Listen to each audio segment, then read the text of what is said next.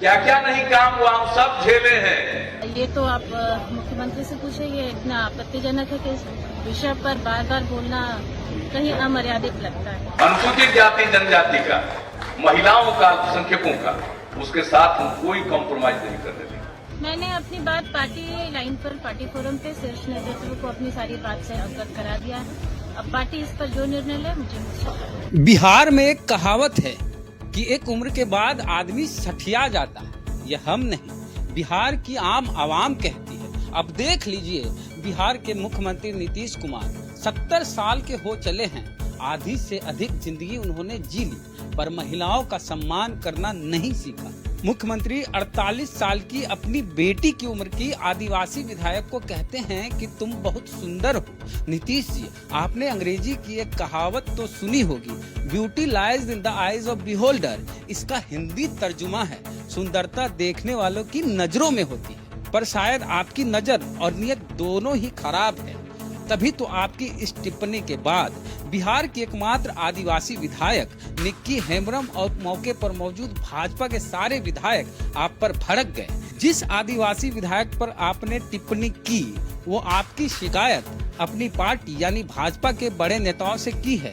इतना ही नहीं, अब वो मीडिया में आके भी आपकी पोल पट्टी खोल रही है। दरअसल बिहार की राजधानी पटना में एनडीए के विधायक दल की बैठक चल रही थी।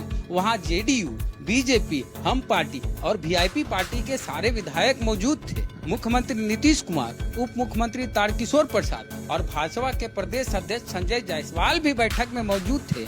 कटोरिया से भाजपा की विधायक निक्की हेम्ब्रम नीतीश कुमार से गुहार लगा रही थी, हाकिम हमारे क्षेत्र की समस्या सुन लीजिए। वहाँ के आदिवासियों और किसानों का बुरा हाल है, वे भूखे ना मरे, इसलिए उनके रोजगार के लिए कोई वैकल्पिक व्यवस्था कीजिए। फिर क्या, नीतीश कुमार रोक दिए, बीच पे ही टपक पड़े और विधायक को रोक के बोले कि आप बहुत सुंदर हैं, पर आप अपने क्षेत्र में नहीं जाती। हमने आपके लोगों के लिए क्या किया है वो आप नहीं जानती। हे हाकिम, आपने आदिवासियों के लिए क्या किया है ये मत ही बताइए तो अच्छा होगा, नहीं तो फिर से कई पोल पट्टी खुल जाएंगे। आपने बिना राष्ट्रपति की सहमति के, बिना लोकसभा में पास कराए हुए लोहार जाति को आदिवासी में शामिल कर दिया और उनके आरक्षण को बढ़ाया तक नहीं, 1% था, 1 ही रहने दिया।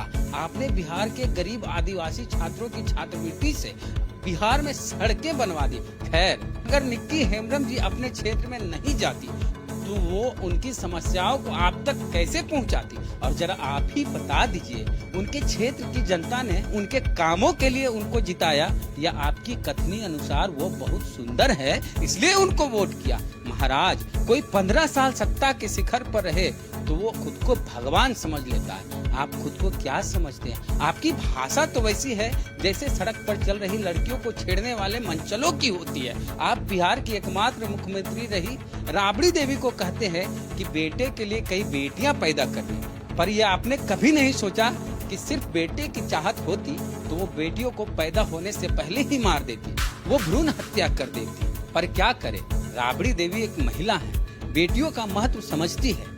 बेटी की उम्र की महिलाओं पर अशोभनीय टिप्पणी करने वाले ये क्या जाने। आपको तो दुल्हन के कमरे में छापेमारी करना भी बुरा नहीं लगता। कहते हैं पुलिस ने गलत क्या किया, पुलिस का दुल्हन के कमरे में छापेमारी करना आपको भी बुरा लगता अगर आप एक बेटी के बाप होते।